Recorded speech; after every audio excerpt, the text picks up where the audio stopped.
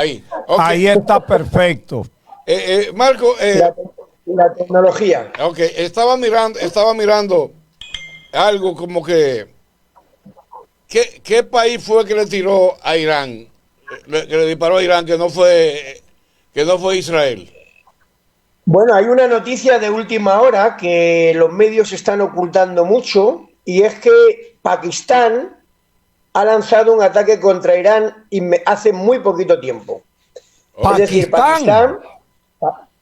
Pakistán ha respondido a Teherán fundamentalmente, en concreto el pasado jueves, atacó con misiles contra Irán por represalia contra una serie de ataques que Irán ha llevado el martes en territorio pakistaní. Es decir, Irán lo que está buscando es un conflicto mucho más amplio y Pakistán, que no se ha dicho prácticamente en ningún lado, ha respondido este jueves a Israel y ha atacado pues una serie de enclaves militares que tiene Israel en territorio israelí, que es muy importante que se sepa, pero que no interesa comentar mucho a nivel internacional para no asustar a la población, ¿no?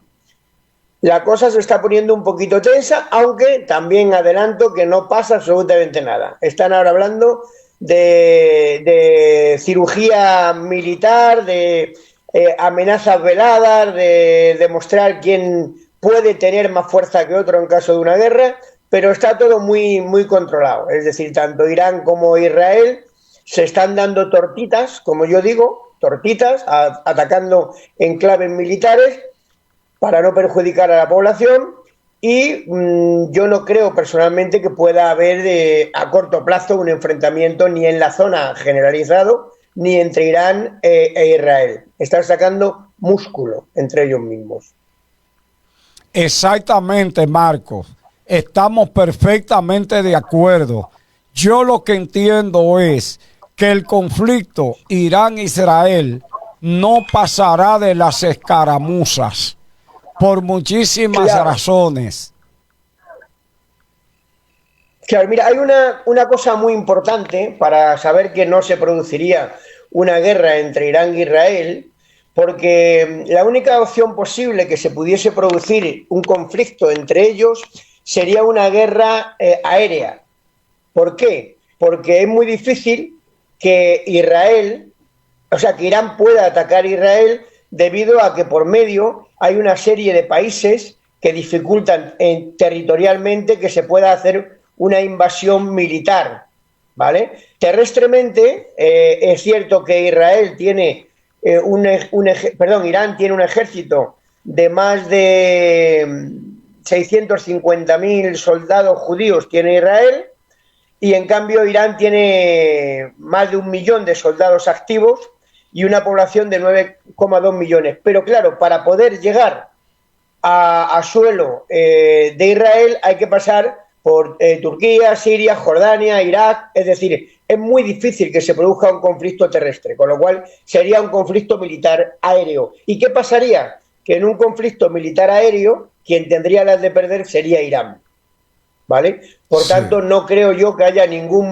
motivo por el cual se vaya a producir una escalada militar a gran escala entre los dos países. Se han sacado músculo, porque son dos países que tienen armas nucleares, para que realmente uno tenga miedo del otro y no quieran enfrentarse. Pero yo no creo que haya un conflicto a corto plazo entre Irán y Israel, salvo que Israel provoque otros países como Pakistán o otros países de la zona y el conflicto sea un poquito mayor. Pero en principio no se daría. A mí me parece, Marcos, que dada la importancia estratégica que tiene en general toda esa zona, pero especialmente Israel, sobre todo para los planes a futuros cercanos que tiene China con la ruta de la seda, a mí me parece que China hará hasta lo imposible para que allí estalle un conflicto a gran escala. Eso es lo que yo pienso, que China hará todo cuanto le sea posible para evitar que el Medio Oriente se convierta en una zona de conflictos abiertos. ¿Por qué? Porque para China es de gran importancia restaurar la llamada ruta de la seda, ya que del control que tenga China de la ruta de la seda, donde obviamente Israel juega un papel preponderante, va a depender el comercio entre China y toda Europa. Y Claro. por otro lado, ya aparte del conflicto Rusia-Ucrania, a la propia Rusia no le conviene para nada un régimen, un estado de tensión prolongada en el Mediterráneo Oriental, ya que sabemos que el grueso de todo el comercio ruso se mueve a través del Mar Negro, el estrecho de Bósforo y el mar Mediterráneo. Entonces no le conviene a Rusia para nada que en esa zona estalle un conflicto que tienda a prolongarse, porque de esa manera entonces el comercio marítimo, incluso el de los gaseoductos que conectan a Rusia con Turquía y a Turquía con Europa, se vería seriamente afectado. Por tanto, yo descarto cualquier posibilidad de que allí pueda estallar un conflicto a gran escala. Y me uno a la idea tuya con respecto a que aquí lo que hay son dos países sacándose músculos. Efectivamente. Tienes toda la razón y has dado en el clavo, precisamente que no estamos hablando solo de un conflicto militar, sino también de un conflicto económico, ¿vale? Y la compleja dificultad de poder desarrollar en la zona un conflicto a gran escala perjudicaría a todos los países de la zona económicamente de sobremanera. Pero es más, si nosotros recordamos la historia de todos los conflictos que Israel ha tenido absolutamente con todos los países del Golfo Pérsico, todos los países de la zona, nos encontramos con que siempre ha ganado Israel. Es decir, todas las batallas y todas las victorias las ha ganado Israel, y eso lo saben, digamos un poco toda la zona, ¿no? China ya ha pedido moderación, ya ha pedido pacto, ya ha pedido negocio, etcétera, etcétera. Y está claro que el conflicto de Israel y el genocidio que se está produciendo en Palestina, pues está desencadenando una tensión en la zona muy grande, ¿no? Pero yo le diría a los oyentes que pueden tener un cierto temor de que, bueno, que la Tercera Guerra Mundial pueda desarrollarse a través de los países árabes y tal, yo no lo veo. Está claro que sí que Estados Unidos busca conflictos locales para seguir manteniendo su industria armamentística al día, pero no estaría ni siquiera Estados Unidos interesado en que ahí hubiese un conflicto a gran escala, porque a ellos les repercutirían también mucho desde el punto de vista de riesgo que tendría su propio país, ¿no? Camarada, estoy de acuerdo contigo. Disculpe, usted decía que Israel ha ganado las últimas batallas que ha tenido. Yo recuerdo que la de Golfo Pérsico, cuando Irán le estaba tirando a Irak. No, Irán le estaba tirando a Israel. Israel se quedó con los brazos cruzados y sus aviones nunca salieron al aire, ni ellos dispararon. Fue Estados Unidos quien defendió esa guerra, o sea, ese bombardeo que tenía Irán contra Israel. No sé si usted recuerda. Bueno, realmente la guerra fue entre Irán e Irak, y Israel lo único que hizo fue apoyar como estaba apoyando y obviamente escudarse en que Estados Unidos hiciesen algo. Todos conocemos en qué acabó la guerra, pero cuando yo me refería a que Israel siempre ha ganado los conflictos, me refiero históricamente todas las batallas que ha tenido con Arabia, con Jordania, con todos los países de la zona, siempre se han saldado con victorias israelíes, porque hay que reconocer que quizá uno de los ejércitos más potentes a nivel de suelo, a nivel terrestre, es Israel, porque tiene la bomba atómica, da miedo a todos los de la zona y bueno, pues las batallas que hayan podido tener, obviamente, han sido no contestadas. ¿Qué es lo que está pasando ahora? Cuando Israel invade el consulado de Irán e Irán le contesta, Israel se ha quedado un poco de brazos cruzados y ahora dan por zanjada un poco este enfrentamiento que tienen los dos, porque no está claro que no quieren que se desarrolle o que se intensifique toda la tensión en la zona, porque como bien ha dicho el camarada Palmer, o el compañero Palmer, tanto Rusia como China no están interesados en eso. La Unión Europea tampoco está interesado que haya un conflicto a gran escala. De hecho, ya fijaros lo que ha pasado el otro día en la sesión extraordinaria de Naciones Unidas para elegir a Palestina como Estado independiente, o sea, como una nación más con derecho a voz y voto en el Consejo de Naciones Unidas. Y Estados Unidos bloqueó, o sea, vetó ese voto. Sí, pero ha pasado una cosa muy curiosa que no podemos pasar por alto, y es que de todos los veintitantos miembros que hay con derecho en el plenario, solamente Francia e Inglaterra se han abstenido y en cambio Estados Unidos ha votado en contra. Todos los demás, muchos han cambiado de posición, incluso los dependientes de Europa, ¿no? Entonces, ahora mismo Naciones Unidas está muy frágil, pero ya ha quedado con el culo al aire Estados Unidos de que realmente, si el conflicto perdura ahí, es gracias a que Estados Unidos lo quiere. Está claro. Si Estados Unidos hubiese votado o se hubiese abstenido, siquiera no votado, o se hubiese abstenido, como ha dicho Gran Bretaña, ahora mismo la resolución de Naciones Unidas habría sido a favor de un Estado palestino. ¿Y qué es lo que está pidiendo todo el mundo? Todo el mundo, sin excepción, está pidiendo que se negocie y que la única solución es la vía de los dos estados. Por la guerra no se consigue nada. ¿Pero qué estamos teniendo? Estamos teniendo ahora mismo una ofensiva militar en Gaza tremenda, que después de 6 meses, del estallido, estamos hablando ya pues de 33.700 muertos y más de 77.000 personas heridas desde el 7 de octubre.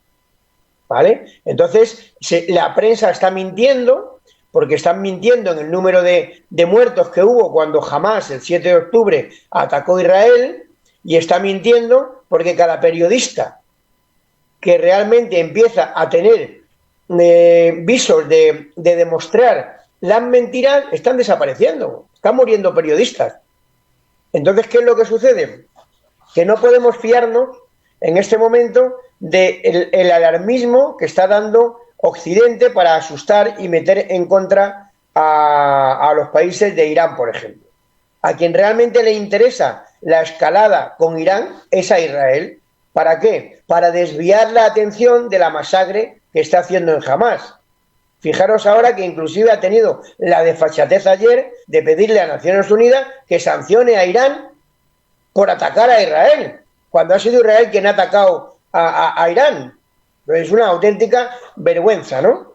Que ha llevado inclusive a Lula a mandar un mensaje internacional absolutamente conmovedor, poniendo encima de la mesa la sinvergonzonería de Naciones Unidas, de Occidente, etcétera, etcétera, que por la justificación de que un grupo más o menos terrorista, considerado por muchos países, haya atacado el 7 de octubre Israel, se haya producido la masacre de miles y miles de niños, de personas, de mujeres, de civiles en Gaza. ¿Vale? La última ayer mismo, con más de 30 y tantos muertos y tal. Hicieron una redada en Cisjordania para detener supuestamente a brigadistas de Hamás y mataron a todo el mundo que pillaban. Pero es que fueron a ensañarse porque rompieron tuberías de agua, rompieron cables de la luz, cortaron instalaciones de subsistencia de la población. Eso solo lo hacen los nazis. Porque si tú vas a detener, detienes. pero lo que no haces es que rompes infraestructuras con los bulldozers y con las herramientas que llevaban los propios soldados. ¿Qué ganan cortando los cables de la luz a las pocas casas que tenían luz? O dinamitando las tuberías del agua. ¿Qué quieren? ¿Que nos recordemos claramente lo que fue en su día la masacre de los nazis? Pues claro que lo están consiguiendo. ¿Y qué hace Occidente? Callarse. Callarse. A mí me indigna porque se callan. Y defienden lo indefendible. Justifican algo que no tiene ni justificación moral, ni humana, ni nada. Por tanto, claro, ¿qué es lo que hacen? Utilizan la política del miedo para que la gente se asuste y para que la gente se ponga a favor de Israel y en contra de Irán. Cuando, gracias a programas como el nuestro, podemos hablar claramente a la sociedad diciéndole: no os creáis lo que os están contando, que la vida no es así, que lo que está funcionando es muy diferente a lo que nos están contando. Y tenemos que luchar para que la verdad salga a la luz, para que la gente se tranquilice de lo que está pasando en el mundo, porque no está la cosa ni tan bien ni tan mal. Todo es relativo. Entonces, bueno, pues hay que seguir esperando a que la cordura vaya llegando a lugares importantes. Lo que sí que hemos descubierto últimamente, la sociedad, es que los americanos se están quedando cada vez más solos. Pregunta un radio escucha o un televidente que quién fue que empezó la guerra, o sea, en octubre, el 7 de octubre, que quién fue que la empezó. ¿Cómo? Perdón, ¿que quién empezó? ¿Quién empezó en contra de Israel? Mira, en principio hay que decir que en Israel no hay ninguna guerra, porque para que se produzca una guerra tiene que haber dos ejércitos, y Palestina no tiene ejército. Lo que tiene Palestina es un grupo armado que se llama Hamas, que en su momento defendió a Palestina, ganó las elecciones, y que fue además creado por el propio ejército, el propio país de Israel, para luchar. Hamas viene siendo un grupo de terroristas. Bueno, hay países que lo consideran terroristas y hay países que no. ¿Por qué? Porque si Hamas no existiese, Palestina tampoco existiría ya. Hamas es un grupo armado y político que se desarrolló a espaldas o con el beneplácito de Israel para combatir contra Yasser Arafat, cuando Yasser Arafat estaba avanzando mucho en la autodeterminación de Palestina. ¿Y qué es lo que pasa? Que cuando Hamas cogió su propio independencia y autonomía, se presentó a las elecciones, ganó las elecciones y entró en la dinámica de el mundo electoral. Pero ¿qué es lo que pasa? Que nunca Israel ha dejado de atacar Palestina. Y la única arma que ha tenido Palestina ha sido ese grupo armado que lo ha defendido como lo defendió ya harto el 7 de octubre, porque hay que reconocer que el 7 de octubre es la respuesta de una semana anterior y un mes anterior, donde hubieron más de 400 muertos en Palestina. Entonces era un conflicto que se veía que en algún momento iba a estallar. Por narices tenía que estallar en algún momento. Llevamos años y años viendo cómo los colonos han ido cogiendo territorio de Palestina una y otra vez. Entonces, ¿quiénes patrocinan, por ejemplo, los Hezbollah y los tíes, a ellos también, a los Hamas? ¿Quiénes son que los patrocinan? O sea, los que tienen más ayudas vienen procedentes de la ayuda que reciben de Irán. Irán es el país que más los está patrocinando, está clarísimo. Eso nadie tiene esa duda. Pero bueno, que un país ayude a un ejército o a un grupo armado, un grupo para unos terroristas, para otro de liberación. Acordaros, el Frente Palestina de Liberación también fue considerado terrorista en un momento determinado, ¿no? Entonces, Israel montó Hamas para luchar contra ellos.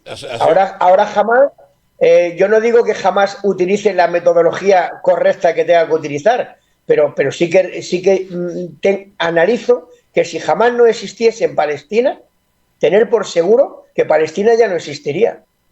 Marcos. Eso está claramente. Sí, Marcos, pero ahí hay dos caras en una misma moneda.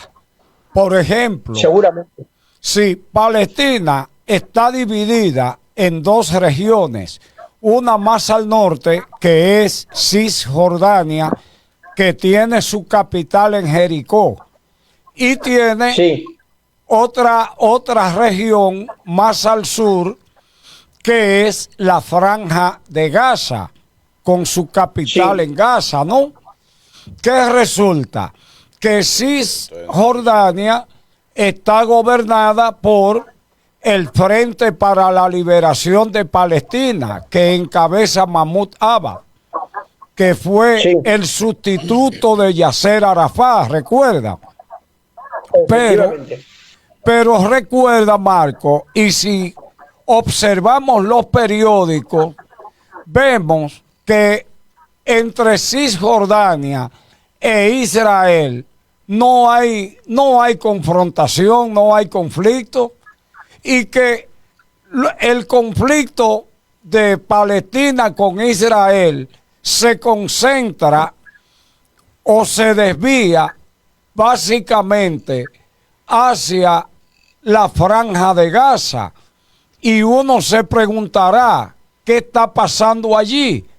Y yo digo, lo que está sucediendo allí es no más que el grupo Hamas, que es el brazo armado de Gaza, no cesa, de ninguna manera cesa, y bajo ninguna circunstancia sus ataques contra Israel.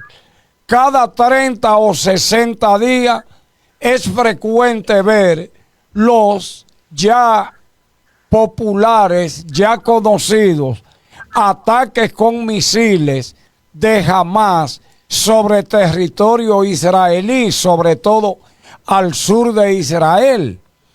Por tanto, yo digo, camarada Marcos, que si hay un escollo, si hay un gran obstáculo que imposibilita la formación del Estado palestino, es precisamente Hamas.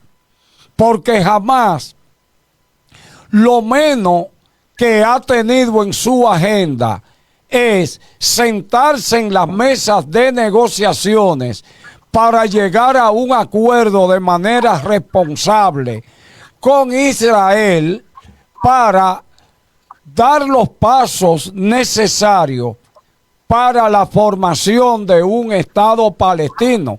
Yo digo que no solo con Israel, sino con la comunidad internacional, pero llegar a acuerdos negociados, responsables, creíbles.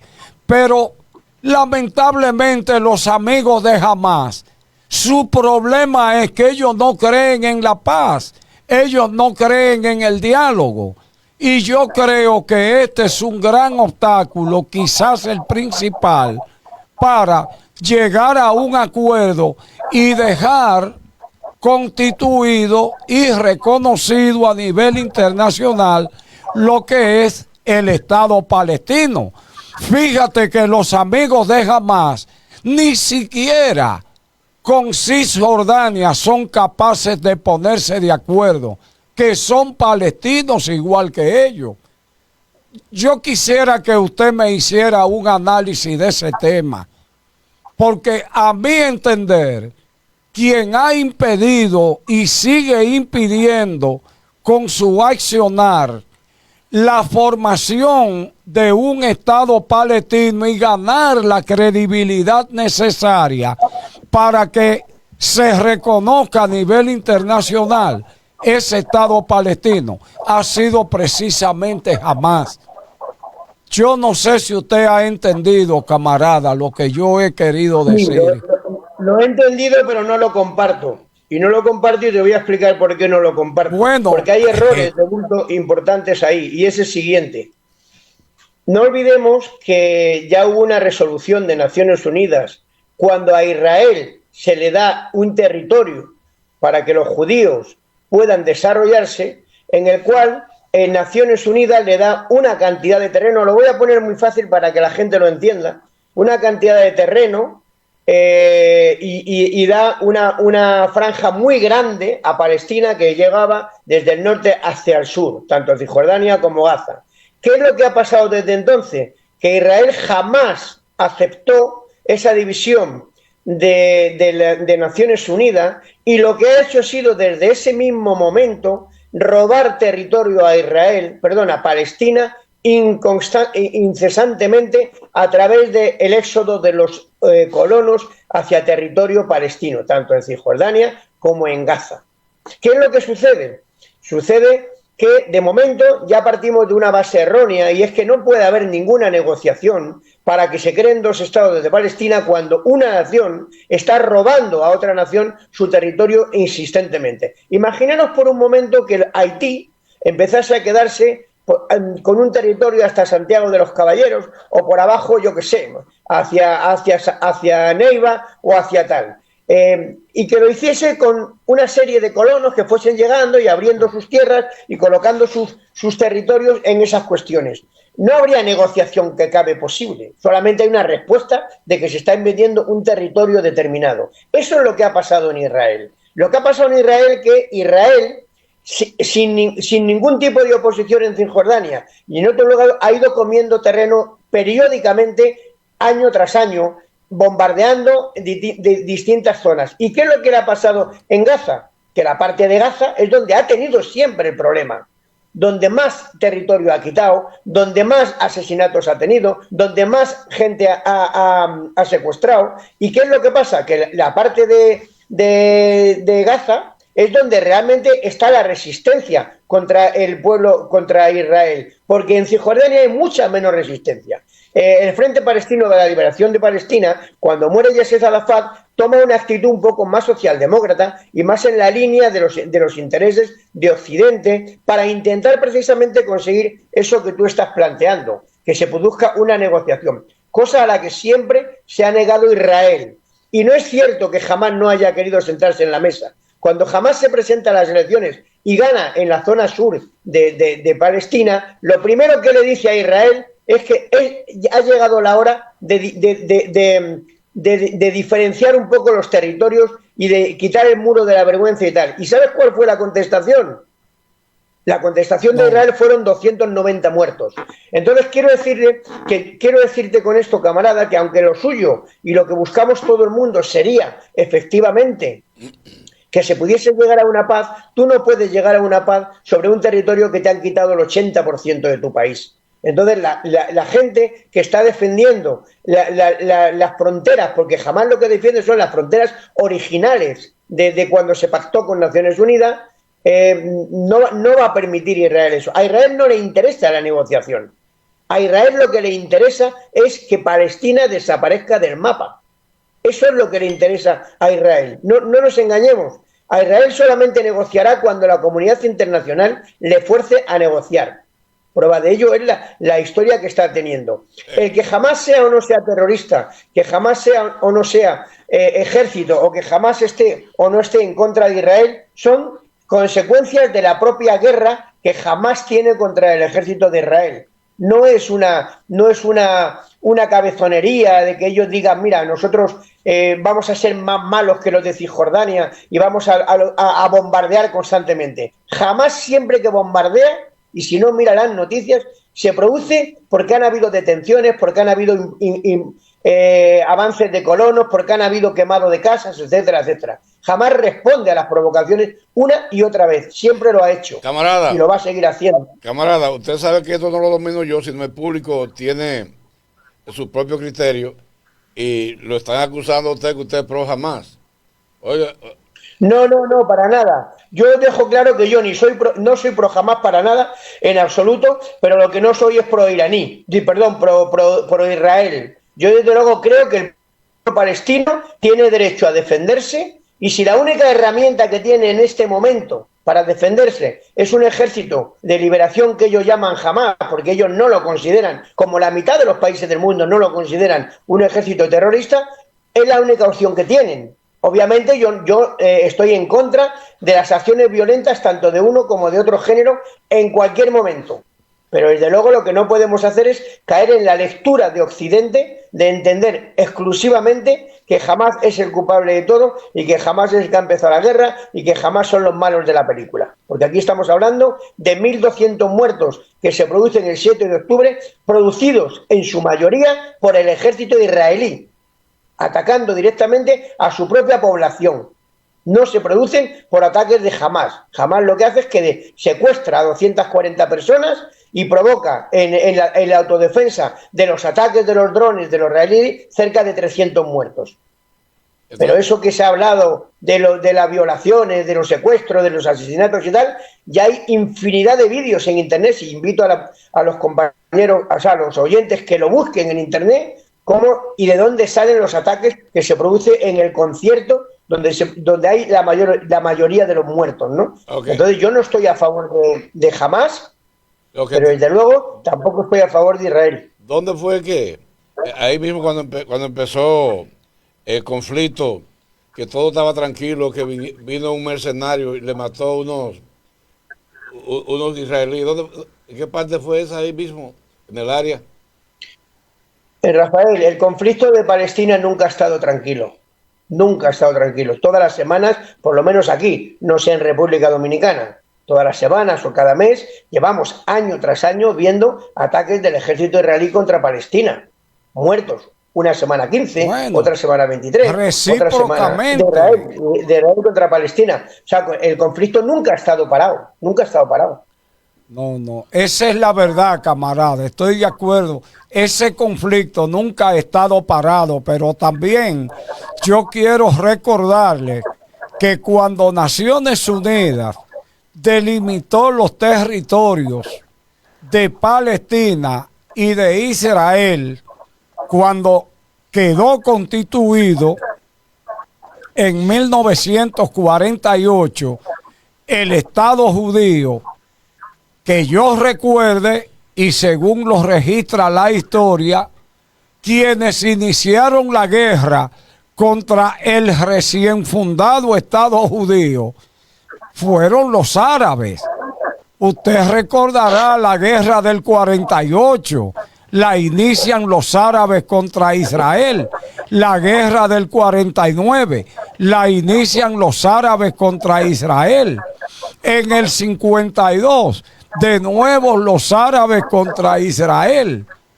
Ya ni hablar de la guerra de los 6 días, luego la guerra del Yom Kippur, y todas la han iniciado los árabes contra Israel.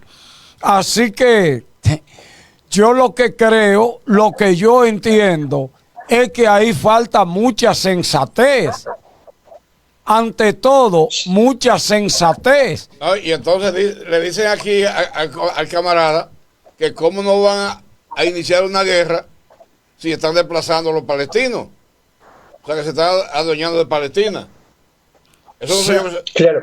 Mira, solamente un comentario al último que acabas de decir, Rafael. Es cierto lo que tú has dicho, y de ahí me refería yo antes, que en todas esas guerras siempre ganaba Israel.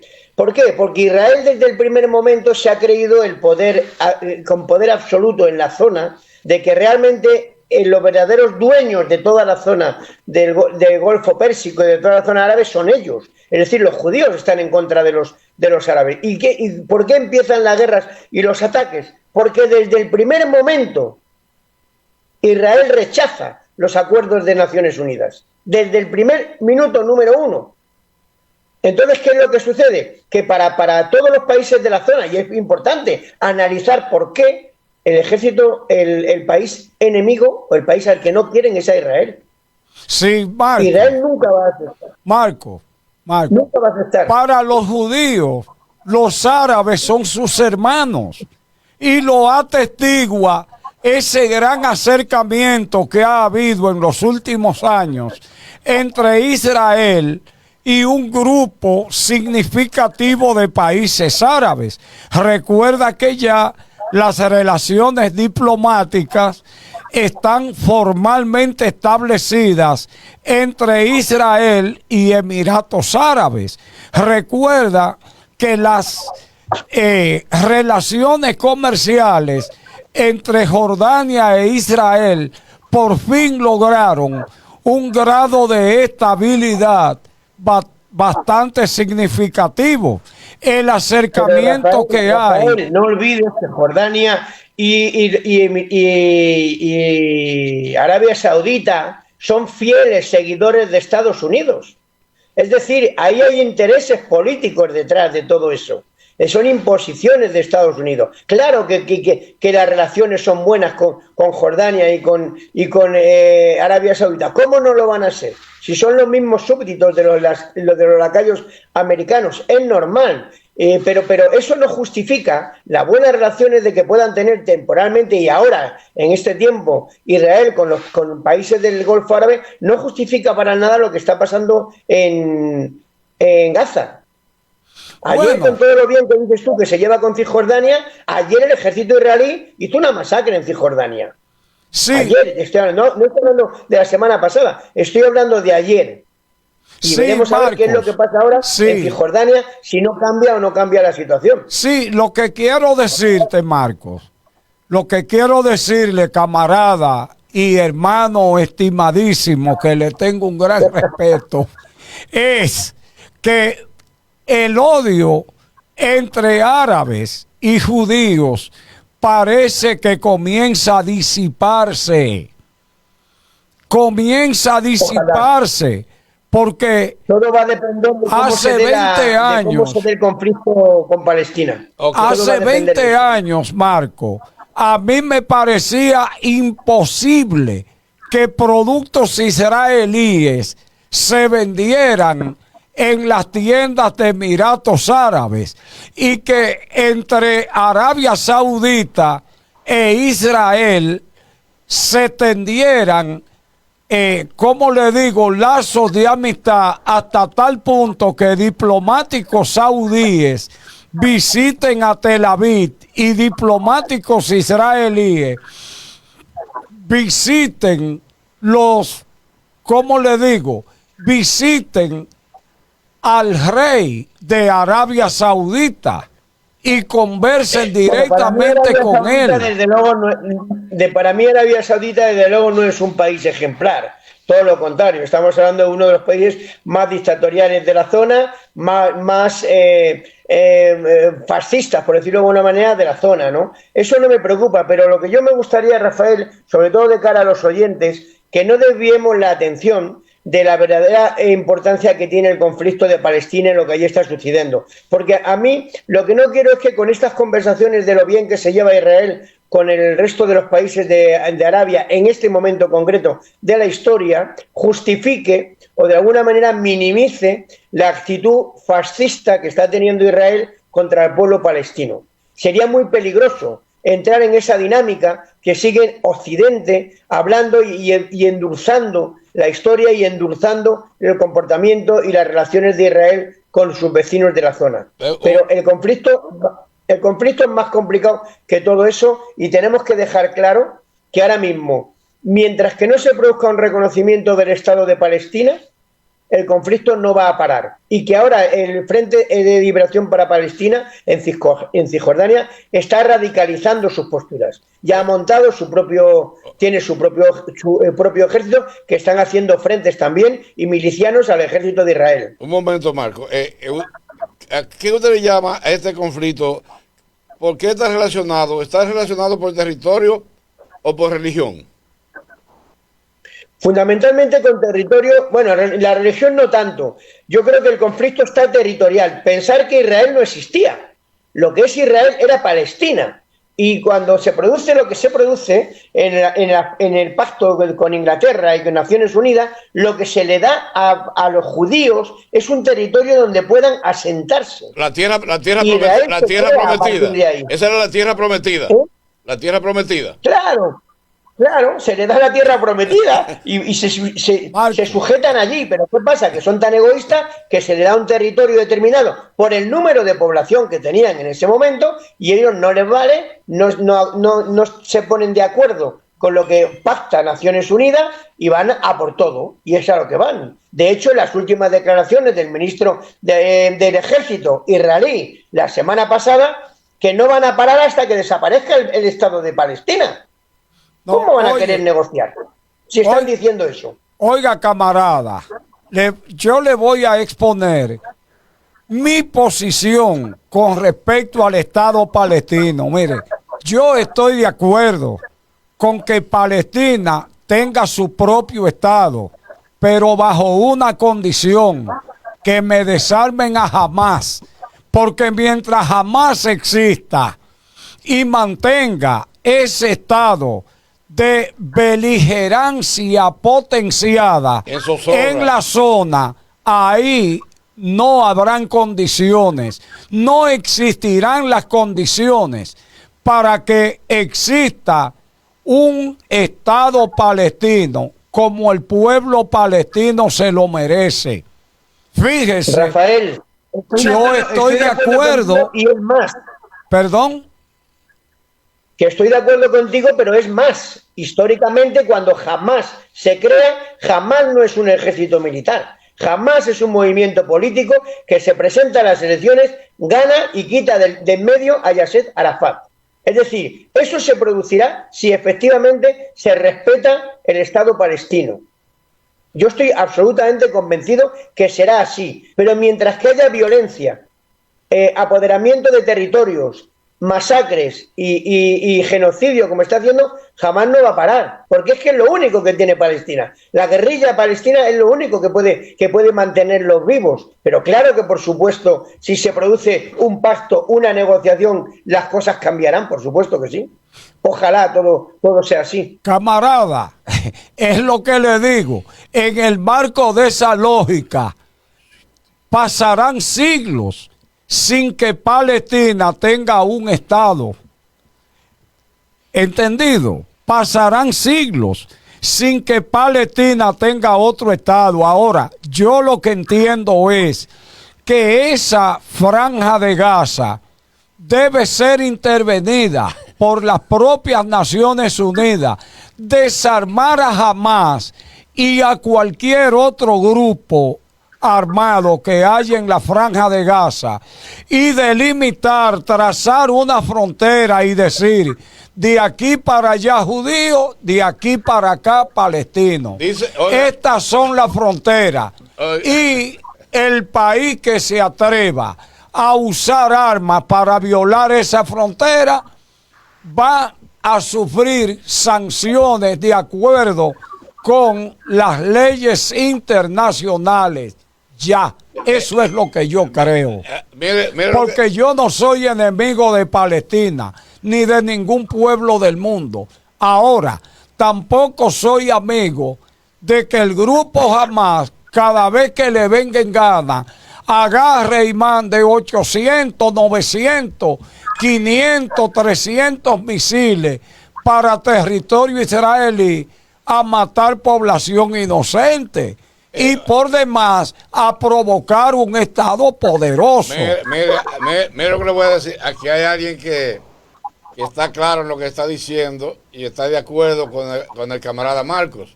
Él nos dice... ¿Quién es? No, yo no le voy a decir el nombre. No le voy a decir el nombre porque él dice que antes Israel desplazaba a Palestina hasta que no existió Hamás. Parece que Hamás ha sido el control de Israel en contra de los palestinos. Dígame a ver. Claro, es que ya lo he dicho antes, jamás, no olvidemos que jamás lo crea Israel. Jamás lo crea Israel, ¿por qué? Porque el Movimiento de Liberación para Palestina estaba reclamando un Estado palestino desde el principio. Le creaba muchos problemas a Israel. Israel necesitaba quitar políticamente de en medio al Frente de Liberación de Palestina. Y cuando crea cuando crea Hamás se presenta a las elecciones y gana en toda Palestina. Y luego ha seguido perdiendo y ahora solamente está en la parte del sur. Palestina, el Frente de Liberación de Palestina se moderó porque buscaba siempre una cuestión pactada, pero Hamás no. O sea, yo no voy a defender a Hamás, pero desde luego yo creo que sí que habrá un Estado de Palestina y que vendrá fundamentalmente de la presión internacional, no de los deseos de Israel. ¿Vale? Y que yo estoy convencido que la violencia en Palestina desaparecerá en el momento en el que Israel reconozca que hay un territorio palestino originario, no el que quiere darle de las 4 migajas de territorio que le quedan ahora. Hay que sacar fuera a todos los colonos que han invadido una buena cientos de hectáreas, miles de hectáreas de Palestina. Hay que devolver los territorios originales a Palestina. Y cuando eso sea así, la guerra desaparecerá. Pero el problema de fondo es que ni Israel ni Estados Unidos le interesa un Estado palestino ahí. No le interesa para nada. Mire, camarada, permítame un segundito que tengo que hacer algo. Se me queda ahí, porque Julio Rojas es un gran comunicador nuestro de la provincia de Monte Plata, ahí en Yamasá, y muy pronto estará con nosotros aquí compartiendo tarima con nosotros aquí los domingos. Y él está ahí ahora y le está mandando saludos. Estamos llegando a través de TikTok, de Instagram, estamos llegando por nuestro canal. Hoy empezamos a salir por nuestro canal oficial, Cordillera FM. O sea, todos los seguidores están por ahí. Y hemos recibido un gran apoyo por la gente de TikTok que están en sintonía con nosotros. También lo de Facebook, nuestro canal. Por todas partes estamos saliendo hoy. Así es que lo invitamos para que entre por todas las redes, como Cordillera FM, TikTok, Instagram, Facebook, nuestra página oficial, por todas partes. Así es que, camarada, yo creo que por hoy vamos a pasar ahora a lo que es Ucrania y Ucrania, Rusia. el conflicto ucraniano nos interesa mucho, Marco, Porque porque no están llegando noticias desde Ucrania por ninguna vía. Y yo estaba mirando que Ucrania le había derribado uno de los aviones más importantes de Rusia. Quiero saber si es cierto eso. O sea, uno de los más caros de Rusia, que Ucrania se lo había derribado en estos días. Bueno, yo no tengo noticias de que eso sea así. Sí que es verdad que aquí se ha hablado de que Ucrania dice que ha derribado uno de los 7 aviones más importantes que tiene Rusia, pero sí que es cierto que ahora mismo las noticias de lo que está pasando en Ucrania prácticamente han desaparecido del panorama. Se ha corrido un velo de lo que está pasando allí, pero el conflicto sigue, ¿no? El conflicto sigue. Mismamente, ahora Zelensky se está quitando de en medio a todos los periodistas a nivel internacional que están sobre el terreno, con aquello de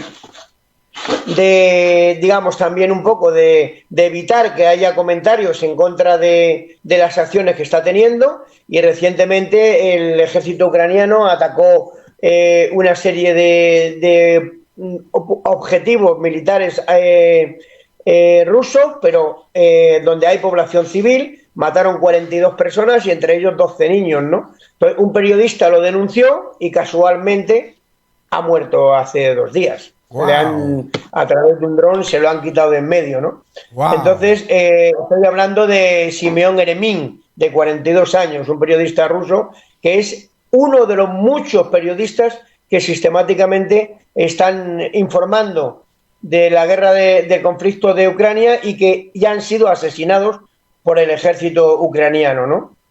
Wow. Entonces, bueno, pues la situación sigue un poco mejor de lo que en un principio se habló hace un par de semanas, en el cual se decía que Rusia estaba repeliendo muy bien los ataques en la frontera de Ucrania. Ucrania no solamente no avanza, sino que retrocede y está en una situación muy crítica. Ahora acaba de ser aprobado 42.000 millones por parte de la comunidad internacional para volver a ayudar a ellos y no sabemos en qué va a acabar, ¿no? Pero la guerra de Ucrania se ha silenciado porque no interesa conocer sobre el terreno que Rusia prácticamente la tiene ganada, ¿no? Entonces se espera que no tardando mucho no le quede más remedio que pactar. La última llamada ha sido del propio pontífice Francisco, que le ha pedido a Zelensky que si no quiere seguir llevando a su pueblo a la ruina y a la guerra, o sea, a la muerte segura, que no le queda otro remedio que pactar, ¿no?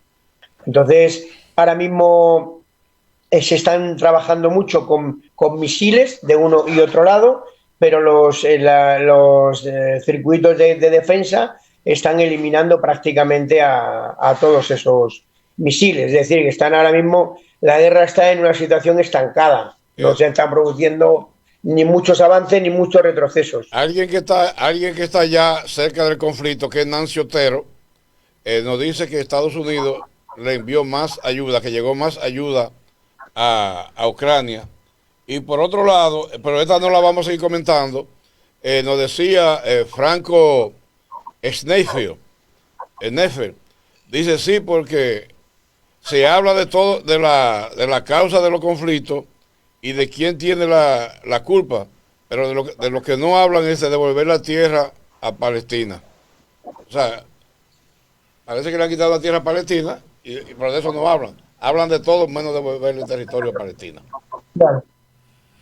Es lo que estábamos hablando hace un rato, ¿no? Pero como hemos dicho antes, zanjamos lo de Palestina, sí, nos centramos con lo de Ucrania y digamos que en esta semana las claves fundamentales de la guerra han sido que Rusia hizo una serie de ataques con drones a una región que se llama Dnipropetrovsk, creo que se llama, más o menos. Dnipropetrovsk. Sí, ha causado cerca de 9 muertos, según ellos, civiles, como daño colateral, pero ha destruido una buena base eléctrica que tenía el ejército ucraniano, ¿no? El G7, por su parte, esta semana, pues ha declarado que es absolutamente necesario, viendo un poco la situación, de que hay que dar un apoyo antiaéreo y sobre todo financiero a Ucrania, ¿no?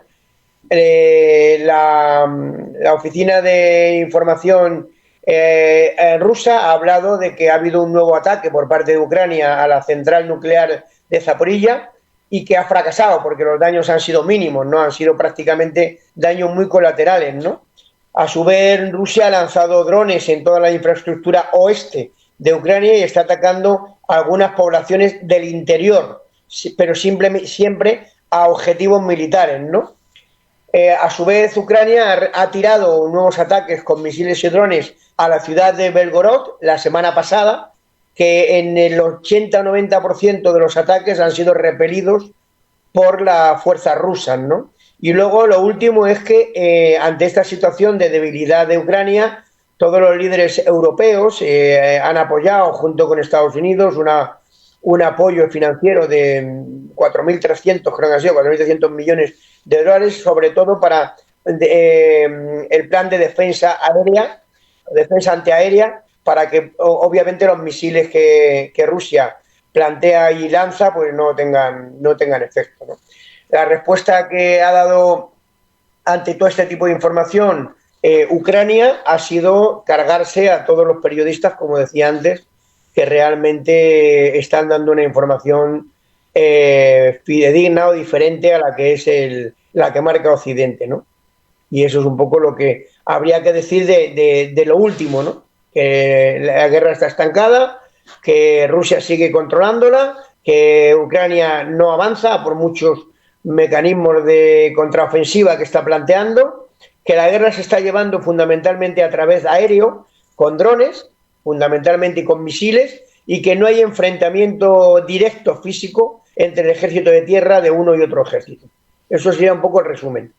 Pero, Marcos, la semana pasada se filtró una información según la cual desde los altos mandos de la OTAN le pedían a Volodymyr Zelensky que se preparara para sentarse en las mesas de negociaciones con los rusos antes de que sea muy tarde. ¿Conoces algo de eso? Mira, y ya lo he dicho antes, que ahora mismo, tanto desde Occidente, está todo el mundo pidiéndole ya a Zelensky que se siente. El último que lo ha hecho ha sido el Papa, pero exactamente desde los miembros directivos de la OTAN se lo han comunicado. El propio presidente, o sea, el español que está en el mando de la OTAN también se lo ha pedido, ¿no? Entonces, todo apunta a que no le va a quedar más remedio de que sentarse. ¿Os acordáis que hace varias semanas yo dije que había una previsión de que en el segundo semestre de este año se produjese la finalización de la guerra? No sé si se va a producir o no, pero yo estoy convencido que entre el mes de julio y el mes de diciembre va a haber una negociación importante, porque no tiene sentido que esta guerra se alargue, porque es que están compitiendo David contra Goliat, ¿no? y no hay interés por parte de Occidente de participar de forma directa en la guerra, ni siquiera de Gran Bretaña, que está amenazando mucho, ¿no? Bueno, ya sabemos el revuelo que causó cuando Emmanuel Macron se equivocó y dijo que estaría dispuesto a mandar hasta 2.000 tropas a respaldar el ejército de Ucrania. Desde la OTAN la respuesta fue bien ácida y contundente contra Macron. Claro. Tú pensar ahora mismo que si somos conscientes de las palabras, cualquier país que participase directamente en la guerra de Ucrania, imaginemos que se le lía la manta a la cabeza al Macron y manda 2.000 soldados a luchar a favor, y que esos soldados disparan, atacan, matan, hieren o mueren soldados rusos, estarían declarándole la guerra a Rusia. Y no lo van a permitir, nadie lo va a hacer. Indudablemente, y declararle la guerra a Rusia no es declararle la guerra a Yugoslavia o Afganistán. Claro. Mire, alguien ha pronunciado una palabra sabia, que es el hierro. Dice que el error más grande que cometió Ucrania fue decir que iba para la OTAN. O sea, a lo mejor se queda tranquilo y no quiere unirse a la OTAN, a lo mejor... Sí, mire, si Ucrania no se pone a mencionar su ingreso a la OTAN, oiga lo que hubiera pasado. Ucrania se estuviera mamando su teta y la ajena. Como la oveja mansa. Exacto, como la oveja mansa estuviera disfrutando de toda la ayuda que hubiera podido fluir desde Occidente para apoyar el desarrollo económico de Ucrania, pero también estuviera disfrutando de todos los recursos que hubieran podido fluir desde Rusia para apoyar el desarrollo de Ucrania. Eso es lo que se llama un craso error el que cometió Zelensky al hablar de que del ingreso de Ucrania a la OTAN. Pero por Dios, ¿y qué pasó por la mente de este señor en ese momento? Explíqueme, camarada, usted que es un hombre políticamente culto. Rafael, la incorporación de Ucrania a la OTAN no es una idea que surja directamente de Zelensky. Es una idea que surge de Estados Unidos. En un momento determinado, Estados Unidos pretende acorralar a Rusia, y el objetivo de Estados Unidos en Rusia es que Rusia se divida en 56 repúblicas y que realmente generar un conflicto interior dentro de Rusia. Rusia está bloqueada por todos sus lados con bases militares de Estados Unidos y de sus aliados, y solamente le quedaba la salida de Ucrania. Entonces, ¿qué pasa? Que efectivamente le autoconvencen, porque no hay que olvidar que la revuelta de Mayan está promocionada por Estados Unidos, y desde entonces, durante 14 años seguidos, han bombardeado todo lo que es la zona del Donbass, ¿no? Entonces, Zelensky siempre ha tenido intención de estar protegido tanto a nivel de vincularse con la Comunidad Económica Europea como vincularse con la OTAN.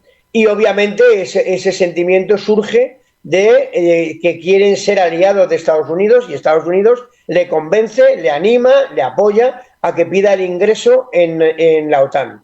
Y lo piden, pero no es una idea que de la noche a la mañana a Zelensky se le hubiese ocurrido. No, es una idea que se ha ido desarrollando durante el tiempo como consecuencia, digamos, de la relación que Estados Unidos y de los intereses que Estados Unidos ha tenido en Ucrania. Y claro, el gran error, como decía el oyente que nos estaba escribiendo, es hacer público que efectivamente Ucrania iba a pertenecer a la OTAN. Porque claro, eso lo que hizo fue enfadar, cabrear a Rusia y hacer eco de la defensa del Donbass y empezar esta operación especial que ellos llaman, o guerra que llaman otros, ¿no? Entonces, yo no creo que realmente haya sido algo que parte de la cabeza de Zelensky. Yo creo que Zelensky aprovecha las alianzas con Estados Unidos para querer tener esa fuerza y ese apoyo, y es el que realmente luego lo pide oficialmente, claro. Bueno, mi opinión. Camarada, me gustaría, no sé, si pudiéramos sacar otro día de la semana, porque un día nos está saliendo corto por todos los temas que tenemos que tratar, porque también tenemos otros temas que, con la comunidad nuestra, o sea, aquí en América, que tenemos que ir tratando, que se nos han quedado por mitad. Si usted se queda ahí... Es verdad, es verdad, es verdad. Y a mí me duele mucho, porque sabéis que yo estoy muy vinculado a República Dominicana y me gustan mucho los temas de República Dominicana. Ahora van a ser las elecciones en mayo y vamos a ver qué es lo que sucede. Y también me hubiese gustado hablar en más de un momento de la situación que os espera ahí, o que nos espera ahí en República Dominicana. Es decir, que aunque yo soy el corresponsal en Europa, no descarto ni me haría malos ojos el poder participar también de los intereses de lo que está pasando en nuestro país. Quédese ahí, sí, entonces. Camarada Marcos, déjeme decirle que este programa lo declara a usted hijo meritorio de la República Dominicana por sus grandes aportes a la ¿cómo le digo? A la información, el conocimiento de la realidad internacional, y por sus aportes al desarrollo de la República Dominicana en otros renglones. Lo vamos a declarar hijo meritísimo de este programa, y vamos a hacerle un llamado a las autoridades para que a usted lo declaremos ciudadano distinguido, ciudadano meritorio de nuestro país, porque usted ha demostrado con los hechos que es un amigo y un aliado de la República Dominicana, donde quiera que se encuentre. Bueno, es un quédese ahí mientras vamos a pasar la noticia nuestra, local. Y se queda ahí, o sea, no hay... Sí. Os voy a escuchar con mucha atención, no os preocupéis. Bueno, un abrazo muy grande para los dos y para todos los oyentes, y gracias por ese ofrecimiento. Ojalá algún día pueda tener y disfrutar de la nacionalidad dominicana, que sabéis que es una gran ilusión que yo tengo, porque mi vida está vinculada a la República Dominicana. Sí, camarada. Oiga, usted será bienvenido siempre como un hijo distinguido de la República Dominicana. Este país lo acogerá siempre con los brazos abiertos, sin lugar a dudas. No, camarada, lo que sucede es que los periódicos locales están hablando de era el tema que teníamos, del arroz, que está hablando que el arroz está saliendo con mucho... está contaminado con metales pesados. Sí, excúseme, don Rafa. Entonces, no es de ahora, porque hace muchos años que viene tratándose de desacreditar la siembra de arroz en República Dominicana. Fíjese. Desde el gobierno de Hipólito. En el gobierno de Hipólito, estamos hablando del año 2000. Desde aquellos tiempos se viene desacreditando la siembra del arroz en nuestro país. Fíjese que del arroz en la República Dominicana vive 500,000 de dominicanos. Óigase bien, 500,000 de dominicanos depende directamente de la siembra de arroz en nuestro país. ¿Y cuál es el problema? El problema es que cuando la República Dominicana firmó el tratado de CAFTA, es decir, el acuerdo de libre comercio entre Estados Unidos, Centroamérica y República Dominicana, hay una cláusula según la cual los aranceles al arroz importado de Estados Unidos iban a ser desmontados en el año 2025.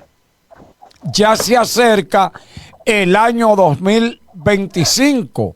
Pero ¿qué resulta?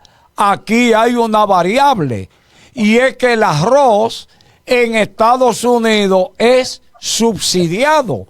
En República Dominicana, por una cláusula del mismo acuerdo, es prohibido subsidiar la siembra del arroz.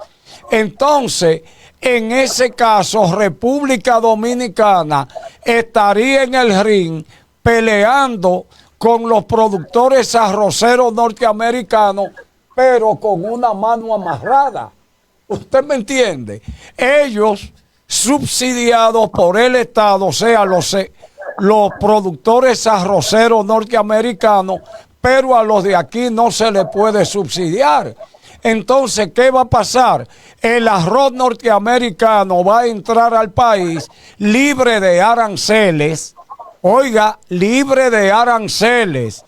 Un arroz que es subsidiado, libre de aranceles. ¿Para qué? Para aplastar a los productores arroceros dominicanos. En efecto, 500,000 de dominicanos va a dejar de vivir de la siembra del arroz, pero son 500,000 de dominicanos, de padres de familia, que irán a la calle, quién sabe si a atracar, a robar o a delinquir para ganarse la vida, porque le habrán quitado su medio de sustentación. Ve, en efecto, hay otro problema, y el otro problema es que la mayor cantidad del agua que consume la República Dominicana lo consume precisamente el cultivo del arroz. Y ya lo ha dicho ese gran político, intelectual, profesor de todo, Ramón Alburquerque, que había dicho que el arroz sale más caro, se gasta más agua. O sea, el arroz sale más caro, producir el arroz nuestro, que importarlo. O sea, ya lo había dicho. Y yo me recuerdo que en los tiempos de Hipólito habían fijado una tasa en dólar para el arroz nuestro, o sea, el precio que iba a salir. Sí. O sea, que por eso había que desistir de sembrar arroz. Exacto, pero oye, sí, disculpe, don Rafa, disculpe. Sí, continúe. No, entonces, mire qué es lo que pasa, camarada. Es que en República Dominicana hay un plan. Hace tiempo que unas cuantas familias de las élites económicas de nuestro país están pretendiendo que se le privaticen las estaciones hidroeléctricas, es decir, las presas hidroeléctricas que generan electricidad. ¿Qué pasa? Que en nuestro país el 25% de la generación eléctrica depende de las grandes presas hidroeléctricas. Algunas familias poderosas pretenden que se les vendan esas presas hidroeléctricas para ellos comercializar la electricidad que generan estas presas. Pero naturalmente, si se va a cultivar el arroz, hay que emplear una gran cantidad de esta agua en el cultivo del arroz, y ellos pretenden que no se consuma esa agua almacenada produciendo arroz, sino que se le deje libremente para ellos generar o multiplicar la generación eléctrica. Ese es el plan. Y nosotros decimos, óigame, emplear 500,000 de padres de familia en un país eso no tiene precio, eso usted no tiene con qué comprarlo. Darle empleo y seguridad, estabilidad económica a 500,000 de ciudadanos, padres de familia, eso tiene un costo. Entonces, porque el arroz subsidiado de Estados Unidos salga más barato comprarlo que producirlo aquí, vamos a perjudicar a nuestros productores arroceros para beneficiar a 2 o 3 magnates, a 2 o 3 multimillonarios y favorecer a los productores arroceros de Estados Unidos y los nuestros entonces. Pero el presidente Luis Abinader ha dicho que no descansará y no cesará un palmo en defender y proteger a los productores arroceros dominicanos. Y aunque en este programa se nos dificulta y no queremos tocar temas políticos, o politizar los temas, mejor dicho, yo digo, bien por usted, presidente Abinader, y siempre que usted hable y actúe de esa manera, desde este programa, lo vamos a apoyar a usted y a cualquier presidente que apriete la muñeca y se amarre bien los pantalones para proteger al ciudadano dominicano, sobre todo a nuestros productores. ¿Puedo hacer un comentario? Sí, por favor, camarada. Mira, hay que partir de la base que el arroz es el segundo producto a nivel mundial de fabricación. Sí. Hay que partir de la base de que desde el 2013 República Dominicana es autosuficiente en la generación de arroz para consumo interno. Sí. Con lo cual, todo el arroz que entre de fuera quitará recursos y desarrollo de vida a las más de 35.000 explotaciones agrarias de plantaciones de arroz que hay que dan trabajo a más de 500,000 de personas, ¿no? Eso significa que el país como tal tiene que defender ese insumo por encima de todo. Tiene que defender primero el autoabastecimiento del arroz interno y todo el arroz que entre de fuera tiene que tener unos costes de aranceles suficientes para que no sean competencia del arroz interno. Porque hay que tener en cuenta que apenas República Dominicana exporta cerca de 600.000 quintales de promedio al año. Es decir, exporta muy poquito arroz al exterior. Y eso, la justificación que dan las grandes corporaciones económicas del país y los grandes adinerados del país, precisamente es porque cuesta mucho cultivar el arroz porque genera una gran cantidad de consumo de agua.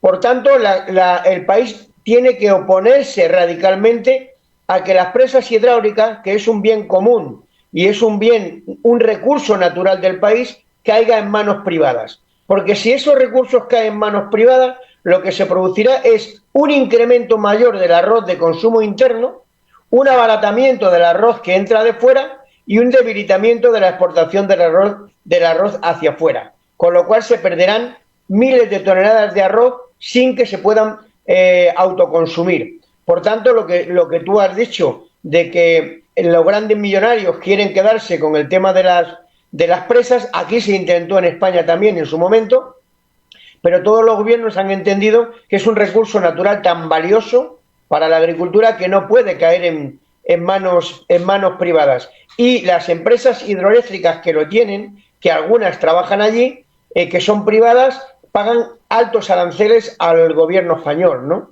Ahora, de hecho, por ejemplo, el agua acaba de bajar bastante ahora y es este gobierno, el gobierno socialista, que está empezando a controlar esos costos. Si vosotros permitís que las presas caigan en manos privadas, el consumo del agua, el valor del agua se encarecerá muchísimo y lo pagaréis no solamente en la producción del arroz, sino en el consumo diario. Dese cuenta, camarada, disculpe, ahí le envié un teléfono del periodista Julio Rojas, me dijo que lo enviara, me estaba escribiendo por aquí, me estuvo escribiendo y yo le compartí el teléfono en su muro, el teléfono de él. Vale. Sí, o sea, él me dijo que se lo enviara, ya lo tiene ahí. Pero O sea, él es tremendo comunicador y parece que le interesa mucho su participación. Él viene para acá, vale. posiblemente un par de semanas después de que termine la campaña política. Él se va a unir a nosotros aquí en el panel los domingos. Pero mira qué es lo que sucede con el agua. ¿Usted se recuerda la pregunta que yo le había dicho, que le había hecho allá cuando veía que estaban llevando buques de, ¿cómo se llamaba eso? Los tanqueros. Y agua a Barcelona, que decías tú, que estaban llevando agua en un buque. Que estaban llevando el agua en los buques allá a Barcelona. Así va a suceder aquí también, porque si el pueblo no se opone a que pararan la construcción de la mina, de la explotación de la mina en Loma Miranda, eso mismo iba a suceder. O sea que todos los ríos nuestros iban a desaparecer. Entonces, donde está la gente del Bajo Yuna, se quedarían sin agua porque todos los ríos, su mayor parte, nacen ahí en Loma Miranda. Y si le matan las cabeceras, o sea, la raíz de donde empieza, entonces van a desaparecer toda esa fuente de agua en el Cibao, o sea, ¿cómo se llama eso? El Bajo Yuna. Sí. El Bajo Yuna. Y eso ha venido, el agua va a ser, o sea, ¿cómo va a ser? Una revolución, porque no va a haber agua. Entonces, usted se da cuenta ahora que la gente no está tomando agua directamente del grifo, sino agua, en casi toda parte el agua es embotellada, aunque tenga lo que tenga y sea un engaño, pero yo me doy cuenta que hay personas que ni se bañan ni siquiera con el agua de la llave. Entonces, por la escasez que hay y la contaminación que tienen las aguas. Entonces, si desaparecen los ríos, y vamos a tener que desalinizar el mar, ¿cómo se dice? Desalinizar. Instalar plantas potabilizadoras de agua en el mar. Sí, entonces eso es lo que va a suceder. Ya vi que en Puerto Plata hubo una parte que el agua en el mar se alejó profundamente. O sea, se alejó de una playa. Y la playa desapareció, no sé si ha vuelto el agua a esa playa. Eso ocurre con cierta frecuencia. Ven. Sí, pero es dando malas señales. Lo que es el calentamiento global. El calentamiento global, pero déjeme decirle, don Rafa, que en República Dominicana con el agua, lo que hay que hacer o continuar haciendo grandes inversiones, porque recuerde que el gobierno del presidente Joaquín Balaguer, de las 16 grandes presas hidroeléctricas que tiene el país, el presidente Balaguer construyó 12 de esas 16 grandes presas. El problema de nuestro país es que no tenemos los medios, la infraestructura para aprovechar toda la lluvia, todo el agua de lluvia que cae. Más del 90% de las aguas nuestras se van al mar. El 92% de las aguas que recibe la República Dominicana a través de la lluvia terminan en el mar. ¿Eso por qué? Claro. Perdón, Marcos.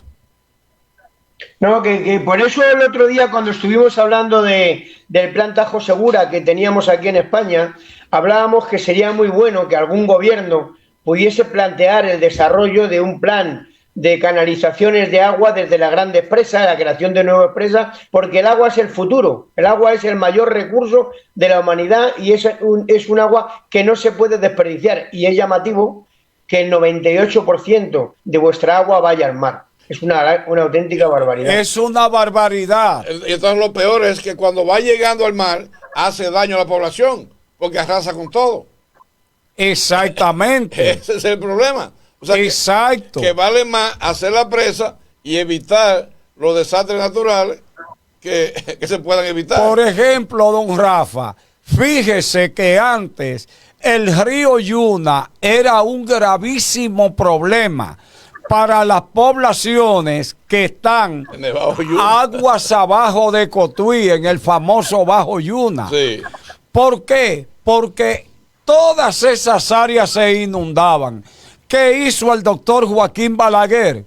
Pagó un estudio a una empresa, precisamente a una empresa española. Siempre los españoles. Sí, para que hiciera un estudio sobre el comportamiento de las aguas del río Yuna. Cuando llegaban al Bajo Yuna, se determinó que lo que esas aguas necesitaban era un muro de contención. Y esa empresa española, yo no sé si usted se acuerda, que fue la que construyó el contraembalse de Valdesia también. De Valdesia, sí. ¿Cómo se llama esa empresa española? No recuerdo, pero ya más adelante yo recordaré y le diré. ¿Qué pasa? Recomendó que aquí había que construir un muro de contención y se diseñó el muro de contención a la altura de Atillo, en la provincia Sánchez Ramírez.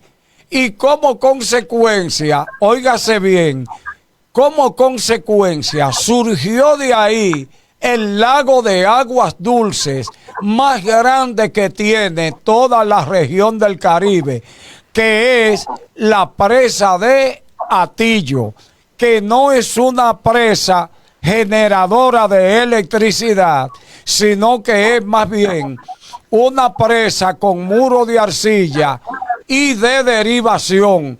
Con eso se acabó definitivamente con el problema de la inundación del río Yuna hacia los territorios de Arenoso, Villarriba, Nagua, El Aguacate, etcétera. Es una de las más grandes en el área del Caribe. No, la más grande en el área del Caribe. El lago de agua dulce más grande del Caribe.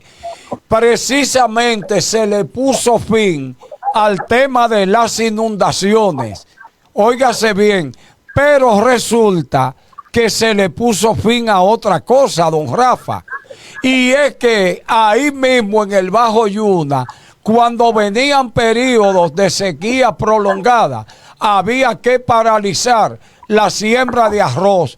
Ya, gracias a la construcción de la presa de Atillo, ese problema lo eliminamos. Aquí se siembra arroz 2 veces al año en el Bajo Yuna y en Bonao, gracias al aporte que hacen las reservas de agua de la presa de Atillo.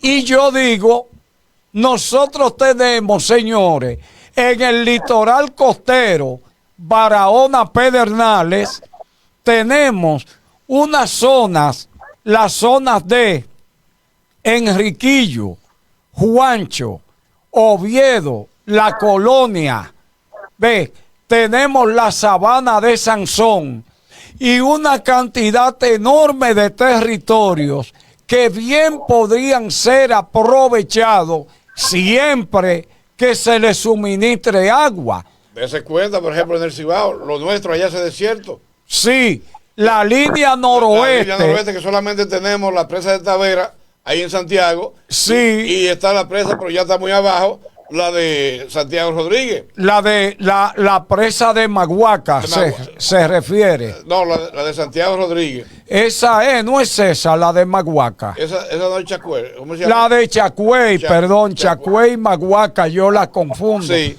pero que debiera haber algo antes de llegar allá, como hemos hablado también de la presa de Barranca Blanca.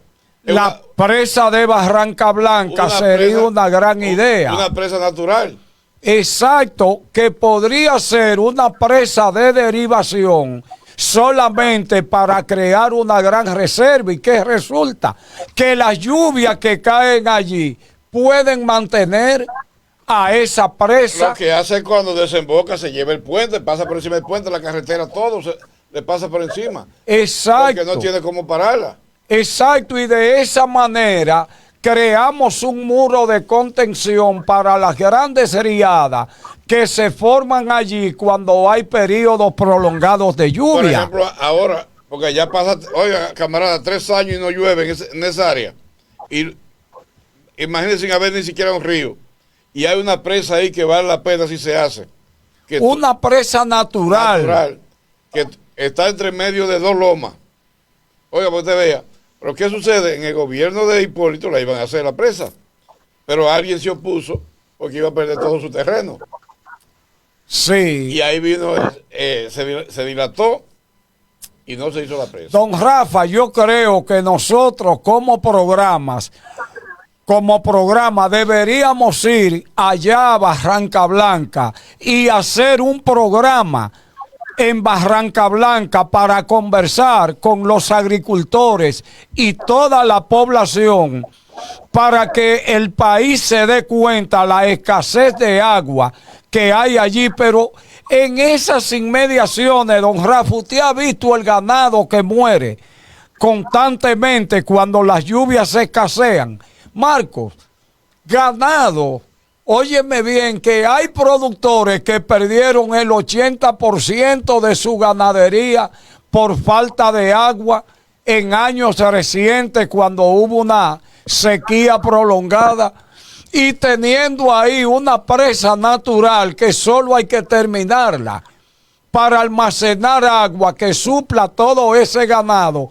Y lo grande es que por aquí hay millones de tareas de tierras baldías que no se cultivan justamente por falta de agua. No, pero eso no es nada. Hay una persona que hizo una inversión allá con paneles solares y ala el agua del río que viene, que son como 4 kilómetros, y él ala su agua con los paneles solares, no tiene que hacer ninguna inversión, y una bomba, y tiene un cultivo enorme. De hortalizas, sí, de por hortaliza. Aquí pasamos un documental en el programa. Entonces, don Rafa, mi propuesta es, vámonos allá a Barranca Blanca, vamos a hablar con la población y vamos a sensibilizar a la sociedad dominicana. Vamos a invitar diputados, senadores y congresistas amigos para que sensibilicemos el país para que se construya la presa de Barranca Blanca y podamos aprovechar esa agua. Podemos hacerlo. Rafael, no solamente hay que hablar de la creación de nuevas presas, porque aquí en el país creo que tenéis unas 34 o 35 presas y hacen falta más, sino que hay que hablar de las canalizaciones posteriores de esas presas y luego de la reconversión de esas presas en la generación directa de energía, porque ya que se producen se pueden producir inversiones en todo ese tipo de presas, habría que adaptarlas también a conseguir los mayores recursos posibles. Estoy de acuerdo, Marco, muy buena propuesta. Me inclino a favor de esa propuesta. Claro, sacarle el mayor provecho porque las presas implican inversiones muy altas. Eso no lo podemos negar. Entonces, concomitantemente con eso, hay otra zona donde podemos hacer algo parecido para aprovechar el agua. El río Bauruco. El río Bauruco tiene un caudal de agua impresionante. Pero ¿qué resulta? Nosotros podríamos represar en todo ese litoral costero, Barahona, Pedernales, podríamos represar el río Bauruco, el río San Rafael, que tiene un caudal de agua impresionante. Ya el río Nizaíto tiene una obra de toma para alimentar el canal Nizaíto, pero que el aporte de agua es muy exiguo, apenas de 1 metro cúbico por segundo. Entonces, la idea es represar Bauruco, represar el río San Rafael. Entonces, el agua, desviarla o enviarla, bombearla hacia el río Nizaíto y en Nizaíto construir un gran embalse, ampliar la capacidad de tributación del canal Nizaito y enviar agua no solo a la planicie de Enriquillo Juancho, sino también a la colonia agrícola de Oviedo, a Oviedo y a la sabana de Sansón, y convertir esa tierra, óigase, en tierras productivas, ya que están abandonadas justamente por falta de agua. Es una zona bastante seca, donde el promedio de lluvia anual es apenas de 400 milímetros de lluvias al año, una de las más bajas de República Dominicana, la segunda más baja después de Neiva. Y la de allá de la línea noroeste. No, las de la línea noroeste andan por ahí, por el rango de los 450, 425. Pero si construimos Barranca Blanca, podemos irrigar, calculo yo, entre 135,000 a 250,000 tareas de tierra, solo con la presa de Barranca Blanca. Bueno, vamos a hacer el programa desde allá, vamos a prepararnos. Vamos a prepararnos para hacer un programa desde Barranca Blanca. Desde Barranca Blanca. Y luego hacemos otro desde Bauruco. Desde Bauruco, para mostrarle al país el potencial hídrico del río Bauruco, del río San Rafael y de Nizaito, para aportarle agua, primero aprovechar las aguas de lluvia y luego canalizar esas aguas hacia zonas que realmente necesitan agua para ser cultivadas. Ahí está, camarada Marcos, ¿qué le parece? Genial, yo creo que bueno, es un proyecto que más que nada un proyecto periodístico, es un proyecto político, porque eso requiere una vinculación directa de los partidos políticos, pero qué duda cabe que hay que invertir en el futuro del país desde el punto de vista de el agua, que yo cuando voy ahí es una de las mayores cruces, el agua y la electricidad, ¿no? Los cortes constantes de agua, los cortes de electricidad. Acordaros lo que os conté la última vez de cuando fui a Mao, que apenas hay 1,5 kilómetros de la presa y todo lo que era la parte de fuera de Mao está sin agua. Y eso pasa en muchos lugares del país, está claro. No, increíble, ¿verdad que sí, Marco? La luz ya está, la energía eléctrica ya está un poco más controlada. Hay menos apagones, menos en nuestra área. Entonces, sí. En nuestra área, por lo menos, los apagones están bajo control. Antes veía por donde quiera que estaban rompiendo los contadores, los metían en vehículos, se los tiraban allá, los despegaban todo. Ya no veo esa revuelta. Ya. Sí. Así es que, camarada, nosotros muy agradecidos de usted. Usted sabe que el tiempo se agota. Son 2 horas que tenemos y ya lo veo incómodo ahí, mal.